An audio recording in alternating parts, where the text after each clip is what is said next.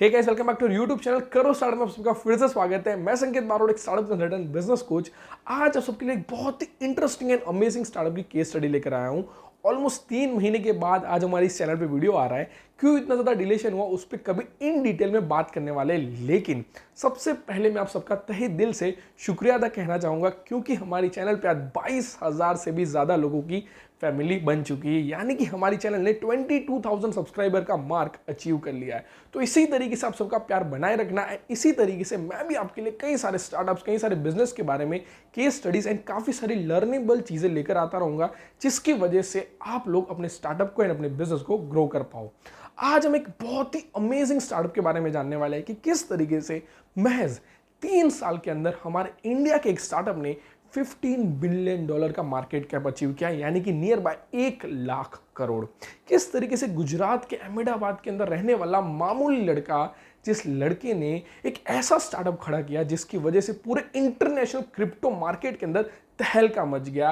And वो लड़का yes India के गुजरात के अहमदाबाद से है। हमने कई सारे स्टार्टअप्स कवर किए हैं जो आउट ऑफ इंडिया से बिलोंग करते हैं, तो ये तो हमारा इंडिया का एंड इवन हमारे गुजरात का स्टार्टअप है, तो इसको तो कवर करना डेफिनेटली बनता है। तो आज हम जानने वाले हैं कि किस तरीके से एक नॉर्मल लड़के ने $15 बिलियन के मार्केट कैप की कंपनी खड़ी की एंड किस तरीके से उसकी स्ट्रैटेजी, उसकी प्रोडक्ट की वजह से आज पूरे इंटरनेशनल वर्ल्ड के अंदर, एक क्रिप्टो वर्ल्ड के अंदर हमारा इंडिया का नाम आगे आ रहा है। तो आज उस स्टार्टअप के बारे में इन डिटेल में सारी चीज जानने वाले हैं कि किस तरीके से वो आइडिया उनके दिमाग में आया, क्या स्ट्रैटेजी को उन्होंने अप्लाई किया, किस तरीके से एक अच्छी टीम बिल्ड की, किस तरीके से फंडिंग रेज की, किस तरीके से $15 बिलियन का मार्केट कैप अचीव किया। सारी चीजें इन डिटेल में देखने वाले हैं। तो अगर अभी तक अपने चैनल को सब्सक्राइब नहीं किया तो चैनल को सब्सक्राइब कर दो, बेल आइकन को प्रेस कर दो एंड चलिए जानते हैं आज उस अमेजिंग स्टार्टअप के बारे में। आज हम जिस स्टार्टअप के बारे में बात करने वाले हैं उस स्टार्टअप का नाम है पॉलीगॉन, जिसको अभी भी रिसेंटली रीब्रांड किया गया और उसका नाम दिया गया है मैटिक। अगर आप क्रिप्टो इंडस्ट्री से बिलोंग करते हो या फिर इन्वेस्टमेंट करते रहते हो तो कहीं ना कहीं आपने मैटिक वर्ड सुना ही होगा, क्योंकि आज की डेट में वो इंटरनेशनल क्रिप्टो मार्केट के अंदर बहुत ज़्यादा फेमस है। इस स्टार्टअप को शुरू किया था 2017 के अंदर जयंती कनानी, अनुराग एंड संदीप ने। अब ये स्टार्टअप है क्या, पॉलीगॉन है क्या, या फिर मैटिक है क्या? तो पॉलीगॉन या फिर कह सकते हो मैटिक, ये एक न्यू स्केलेबल सॉल्यूशन है जो कई सारे टूल्स एंड टेक्टिक्स प्रोवाइड करते हैं, सर्विसेज प्रोवाइड करते हैं, जिसकी वजह से एप्लीकेशंस हो गए, कंपनीज हो गए, उनको सिक्योरिटी मिले, स्केलेबिलिटी मिले एंड साथ साथ में फास्ट ट्रांजेक्शन स्पीड मिले, डिसेंट्रलाइजेशन मिले। इस तरीके की काफ़ी सारी चीज़ें वो प्रोवाइड करते हैं। इसको थोड़ा इन डिटेल में जानेंगे बाद में, लेकिन सबसे पहले बात करते हैं उनके जो मेन फाउंडर है जयंती कनानी, क्योंकि उनकी जो लाइफ स्टोरी है वो बहुत ही ज़्यादा इंस्पायरिंग है। अगर जयंती कनानी की बात करूं तो वो अहमदाबाद के आउटस्कर्ट्स के अंदर रहते थे, एक रेंटल स्पेस के अंदर। उनके फादर नॉर्मल सी जॉब करते थे एक डायमंड फैक्ट्री के अंदर, और बचपन से ही वो एक मिडिल क्लास फैमिली से बिलोंग करते थे, जिसकी वजह से पैसों की दिक्कत को उन्होंने बार बार फेस किया था। इवन उनका जो सेकेंडरी एजुकेशन होना चाहिए वहाँ पर भी फीस की काफ़ी सारी दिक्कतों को उन्होंने फेस किया था। लेकिन जैसे तैसे करके उन्होंने 12th तक की पढ़ाई कंप्लीट की और उसके बाद as a computer science engineering की पढ़ाई शुरू की, और उसको भी जैसे तैसे करके पैसे कहीं से उधार लेके, डेब्ट लेके वो पढ़ाई भी कंप्लीट की। लेकिन वो डेब्ट जब भरने का टाइम आया तब उनके फादर का विजन बहुत ज़्यादा कम हो गया था, जिसकी वजह से उनको जॉब छोड़नी पड़ी। अब वो डेब्ट पे करना था, साथ साथ में सिस्टर के मैरिज करवाने थे, जिसकी वजह से जयंती कनानी को 6,000 रुपये की जॉब से शुरुआत करनी पड़ी। अब कहते हैं ना कि डेस्टिनी अगर आपकी कहीं और लिखी हुई है तो कहीं ना कहीं कुछ ना कुछ होने ही वाला है। इसी तरीके से उन्होंने सिर्फ 6,000 रुपये की जॉब से शुरुआत की और धीरे धीरे वो नए नए प्रोजेक्ट्स के अंदर, नई नई कंपनीज के अंदर काम करते गए एंड धीरे धीरे करके उनका ग्रोथ होता रहा।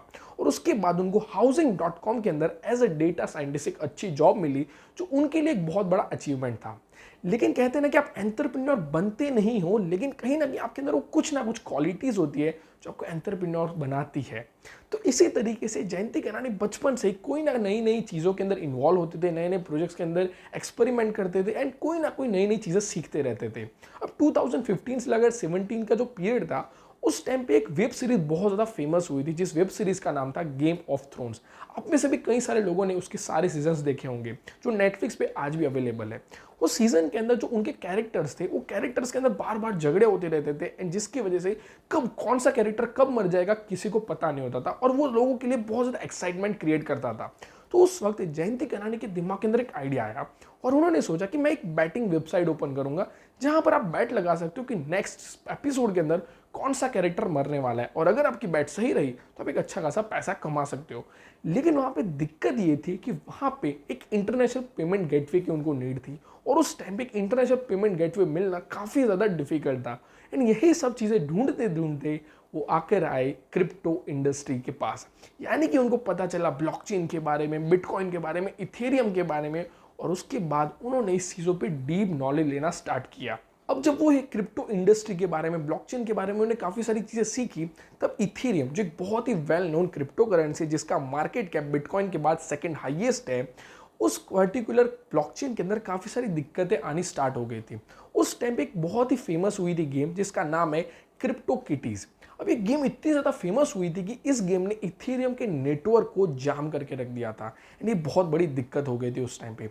साथ साथ में इथेरियम नेटवर्क काफ़ी पुराना है, जिसकी वजह से उसकी जो ट्रांजेक्शन फीस होती है वो बहुत ही ज़्यादा हाई होती है। साथ साथ में बहुत ही स्लो ट्रांजेक्शन होते हैं उसके अंदर, जहाँ पे कभी कभार वो एक ट्रांजेक्शन कंप्लीट करने में 10-10 घंटे भी लगा देता है। एंड साथ साथ कई बार लोगों ने उनकी जो गैस फी होती है, यानी ट्रांजेक्शन के जो चार्जेस होते हैं, वो $1000 तक भी पे किए हैं। तो एक बहुत ही बड़ी दिक्कत है कि अगर आप कोई पर्टिकुलर अमाउंट ट्रांसफर कर रहे हो और उसके लिए आपको इतना ज़्यादा वेट भी करना पड़े, एंड साथ साथ में गैस फी भी इतनी ज़्यादा पे करनी पड़े, तो वो बहुत बड़ी दिक्कत वाली बात है।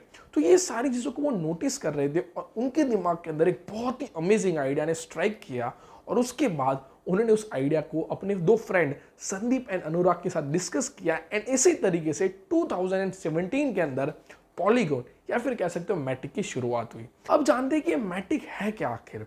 इसको अगर मैं आपको सिंपल लैंग्वेज के अंदर एक एग्जांपल के जरिए समझाता हूँ, आप हमारी बैंक को ले सकते हो एंड हमारे पेटीएम को ले सकते हो।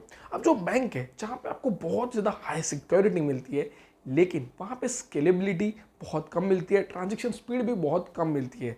जहाँ पर आपको एक अच्छी सिक्योरिटी, एक बहुत ही अच्छी तरीके से वेल मैनेज सारी चीज़ें मिलेगी, लेकिन वहाँ पे जो स्पीड होगी वो बहुत ज़्यादा स्लो होगी। लेकिन जहाँ पर आप पेटीएम में आते हो, तो वहाँ पर आपको बैंक जितनी सिक्योरिटी तो नहीं मिलती, लेकिन स्केलेबिलिटी, या हम कह सकते हो साथ में ट्रांजेक्शन की जो स्पीड है वो बहुत ज़्यादा फास्ट हो जाएगी।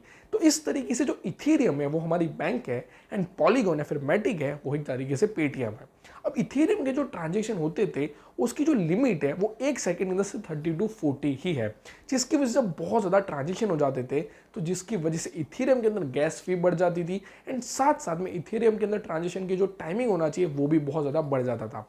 तो पॉलीगॉन ने एक साइड चेन या फिर लेयर 2 सॉल्यूशन को डेवलप किया, जहां पर एक साइड चेन के अंदर वो सारे ट्रांजेक्शन प्रोसेस होंगे, एंड वहां पर वो बाद में इथेरियम की मेन चेन के साथ कनेक्ट हो जाएंगे, एंड वो ट्रांजेक्शन बहुत ही इजीली कंप्लीट हो जाएंगे। अब इस प्रॉब्लम को थोड़ा डिटेल में जाने तो क्रिप्टो इंडस्ट्री या फिर ब्लॉकचेन इंडस्ट्री के अंदर एक ब्लॉकचेन ट्राइलेमा है, जहां पर सिक्योरिटी, स्केलेबिलिटी एंड डिसेंट्रलाइजेशन, ये जो तीनों चीजें आपको तीनों चीजें एक साथ नहीं मिल सकती।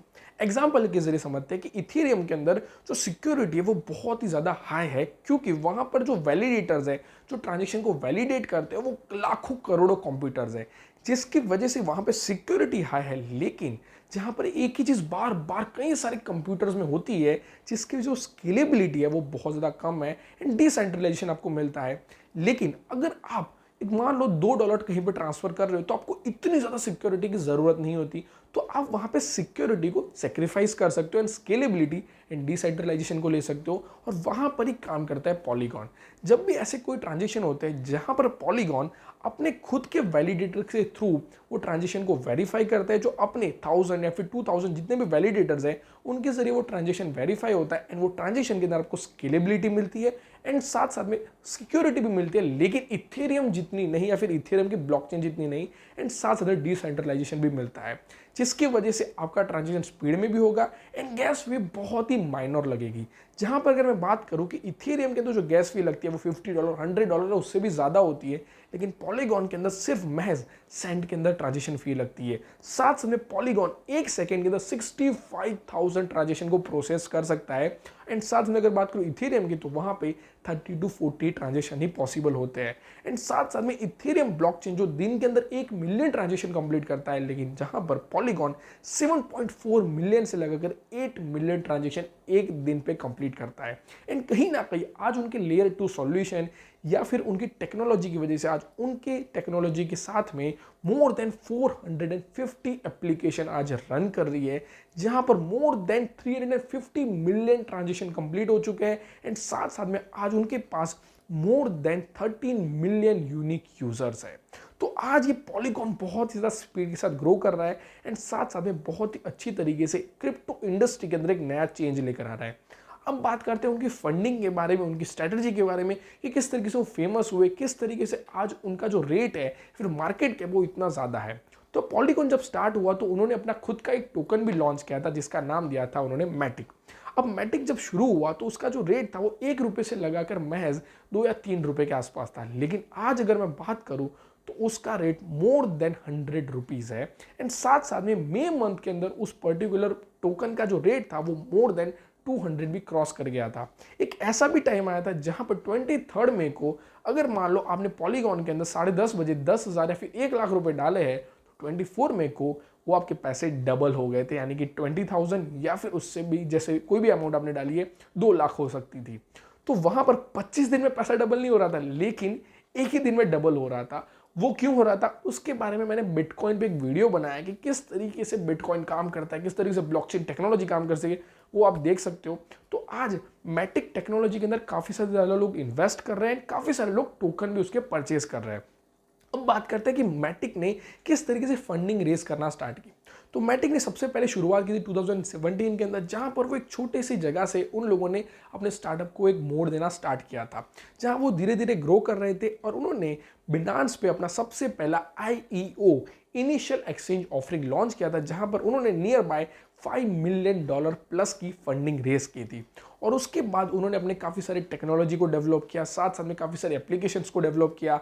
आज आवे जैसी एप्लीकेशन हो गई, पॉली मार्केट जैसी एप्लीकेशन हो गई, कार्गो एक्स जैसी इजिप्ट की कंपनीज हो गई और ऐसी कई सारी कंपनीज है, इवन गूगल हो गया, विप्रो हो गया, इन्फोसिस हो गया, ऐसी सारी कंपनीज आज पॉलीगॉन की टेक्नोलॉजी के साथ कोलैबोरेशन करके बैठी है। लेकिन कहते हैं ना कि कोई भी फंडिंग ज़्यादा भी मिल जाए या फिर इवन कितना भी आपका स्टार्टअप सक्सेसफुल हो जाए, लेकिन बीच में रुकावटें तो आती ही है। जब लॉकडाउन की सिचुएशन आई तो पॉलीगॉन के जो फाउंडर्स थे उन पे भी काफ़ी सारी दिक्कतें आई, काफ़ी सारे लोगों ने उन पे ट्रस्ट करना छोड़ दिया, काफ़ी सारे लोगों ने उनसे जो पैसे दिए थे वो पैसे वापस मांगना भी स्टार्ट किया और इवन उनको कुछ फंडिंग्स वापस रिटर्न भी देनी पड़ी। लेकिन उन्होंने हार नहीं मानी और वो उनके इंटरव्यू में कहा था कि हम मोर देन 15 to 18 आवर्स दिन का काम करते थे। आप सोच के देखो, खुद फाउंडर्स डेवलपिंग करते थे, सारी चीज़ों को वेरीफाई करते थे एंड 15 से 18 घंटे काम करते थे। लेकिन कहते हैं ना, मेहनत करते रहोगे तो डेफिनेटली आप सक्सेसफुल होने ही वाले हो। तो उनका सक्सेसफुल बनने का जो टाइम था वो 2020 था, जब शार्क टैंक एक बहुत ही बड़े इन्वेस्टर मार्क क्यूबन ने उनके स्टार्टअप के अंदर इन्वेस्ट किया।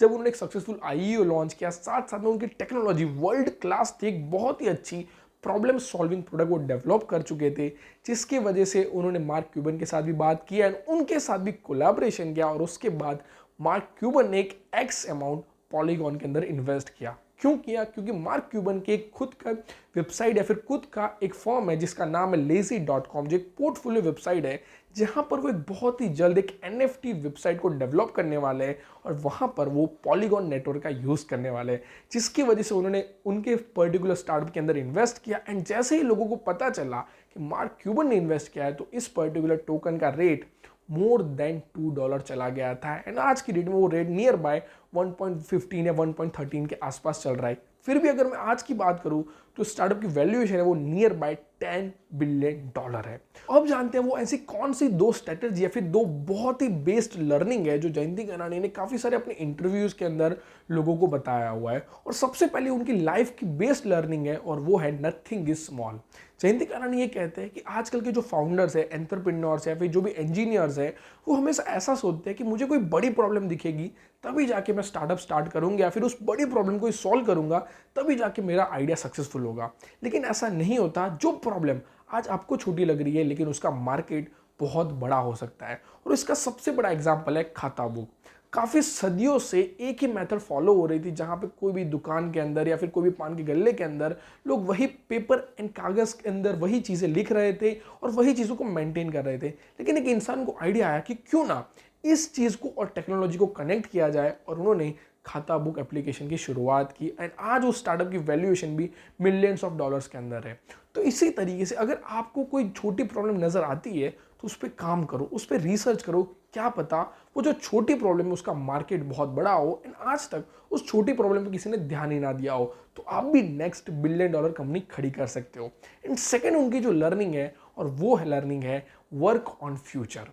अगर आज आप कुछ बड़ा करना चाहते हो, कुछ अपनी लाइफ के अंदर कुछ बड़ा अचीव करना चाहते हो, तो हमेशा लंबा सोचो या फिर दूर का विजन रखो। यानी कि फ्यूचर में क्या पॉसिबिलिटीज हो सकती है, फ्यूचर में क्या दिक्कत आ सकती है, फ्यूचर में क्या चीज़ें होने वाली है, उसको ध्यान में रखते हुए ही कुछ स्टार्ट करो, जिसकी वजह से फ्यूचर में आपका बहुत अच्छा खासा ग्रोथ हो सकता है। एग्जाम्पल के लिए हम सबको पता है कि जिस तरीके से हमारी पॉपुलेशन ग्रो हो रही है, उस तरीके से ट्रैफिक की जो प्रॉब्लम है वो बहुत ही ज़्यादा स्पीड के जरिए बढ़ रही है, जिसकी वजह से बैंगलोर के एक स्टार्टअप ने क्या सोचा कि क्यों ना सच में जो हमने सिर्फ मूवीज़ में देखा है ऐसी हवा में उड़ने वाली गाड़ियों को बनाया जाए। और उन्होंने रिसेंटली अपने पेटेंट को फाइल भी किया है एंड सच में कुछ ही सालों के अंदर आप देखोगे कि हवा में सच में कार्स उड़ रही होगी। साथ साथ में आप रिसेंटली एग्जांपल ले सकते हो टेस्ला का या फिर टाटा का। हम सबको पता है कि पेट्रोल डे बाय डे बहुत ज़्यादा महंगा हो रहा है एंड साथ साथ में उसकी वजह से पॉपुलेशन भी बहुत ज़्यादा हो रहा है। तो कहीं ना कहीं जैसे इलॉन मस्क को आइडिया है, उस तरीके से आपको भी आइडिया आ सकता है कि क्यों ना मैं कुछ इलेक्ट्रिसिटी के रिलेटेड एक व्हीकल स्टार्ट करूं या फिर कुछ ऐसे स्टार्टअप स्टार्ट करूं जो इस पॉल्यूशन को खत्म करे या फिर इस पर्टिकुलर जो ट्रांसपोर्टेशन की जो इश्यूज है उसको खत्म करे। और आज आप देख सकते हो टेस्ला की वजह से इलॉन मस्क वर्ल्ड के रिचेस्ट पर्सन बन चुके हैं। साथ साथ में ओला ने जो अपना स्टार्टअप शुरू किया, वो स्टार्टअप ने भी 1100 करोड़ की सेल्स कंप्लीट कर ली है। तो इस तरीके से हमेशा जो फ्यूचर में चीज़ें होने वाली है, जो फ्यूचर की पॉसिबिलिटीज़ है, उस पर काम करो, जिसकी वजह से आप भी नेक्स्ट बिलियन डॉलर स्टार्टअप खड़ा कर पाओगे। तो कैसा लगा है वीडियो जरूर कमेंट सेक्शन में बताना। अगर वीडियो अच्छा लगा है तो वीडियो को लाइक कर देना, चैनल को सब्सक्राइब कर देना। मिलते हैं हमारे नेक्स्ट वीडियो के अंदर, तब तक के लिए stay tuned and stay well.